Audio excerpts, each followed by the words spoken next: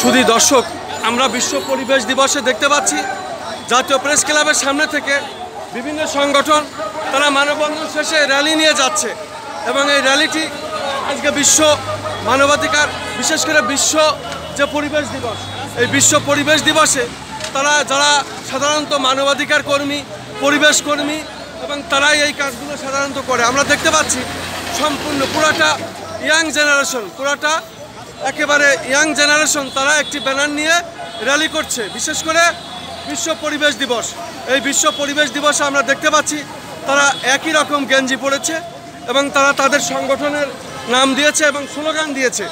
আমরা দেখতে পাচ্ছি তারা ধীরে ধীরে জাতীয় প্রেস ক্লাবের সামনে থেকে হাইকোর্টের কদম ফোড়ার দিকে তারা ধীরে ধীরে এগোচ্ছে।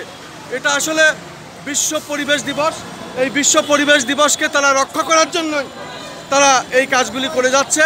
সবুজায়নের তারা চাই দেশে আবার গাছগাছালি এবং সবুজে ভরে উঠুক, এইভাবে বিশ্ব পরিবেশ দিবস নিয়ে তারা জানান দেওয়ার জন্য জাতীয় প্রেস ক্লাব থেকে আমরা দেখতে পাচ্ছি তারা ধীরে ধীরে এগোচ্ছে। এখন আমরা দেখতে পাচ্ছি শিক্ষা ভবনের দিকে তারা এগোচ্ছে এবং এইভাবেই তারা যাচ্ছে।